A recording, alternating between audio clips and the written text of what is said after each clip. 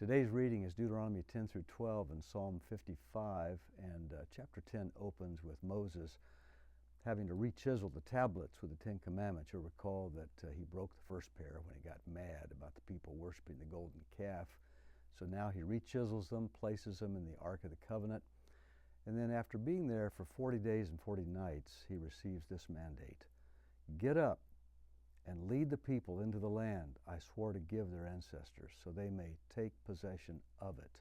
Deuteronomy 10:11. Foundational and essential to their abilities to move forward, occupy, and live in that new land was this. And now, Israel, what does the Lord your God require of you?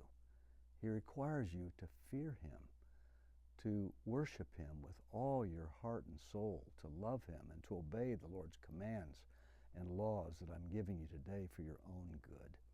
That's still true for us, isn't it?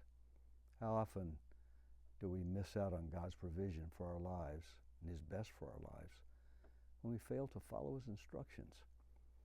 I had to grimace a bit when I read Deuteronomy 10:16. It said, therefore, cleanse your sinful hearts and stop being stubborn. Oh, I know, you don't get stubborn like me. How prone these people were, how prone we can be to follow our own desires, right? Here's what God wanted for his people. Verse 9, chapter 11. If you obey, you'll enjoy a long life in the land that the Lord swore to give you to your ancestors and to you, their descendants, a land flowing with milk and honey. If you obey, he said, if you put God's will above your own will, then your best will come. Prosperity, abundance. I'm reminded, though, of the Lord's lament in Psalm 84. He said this, if only my people would listen to me, I would fill their mouths. In other words, I would bless them, meet their needs. But he said, my people would not listen to me. Let this be a reminder to us. God knows what's best for us. He wants what's best for us. May we, as the old song says, trust and obey. The heart of the issue is always this. Are we going to let anything take God's place? Any voice, any presence other than his? His specific warning to his people of old is here in verse 16 of Deuteronomy 11. Don't let your heart turn away from the Lord to worship other gods. And then he instructs them to place such high value on his commands that they write them down, tie them on their hands, teach them to their children.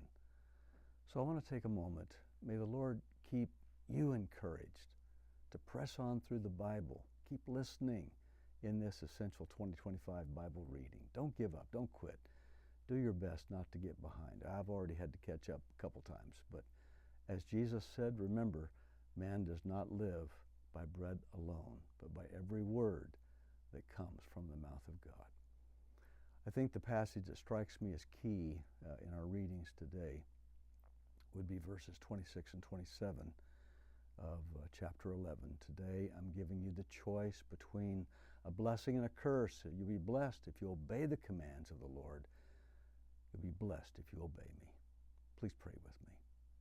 Lord, as the old hymn says, prone to wonder, Lord, I feel it. Prone to leave the God I love. Here's my heart.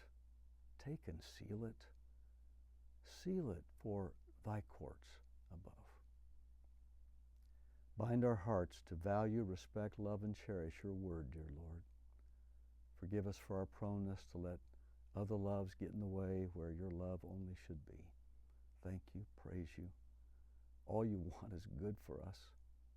Let us fix our eyes on Jesus, the author and finisher of our faith. May this be a day of devotion to you. Amen.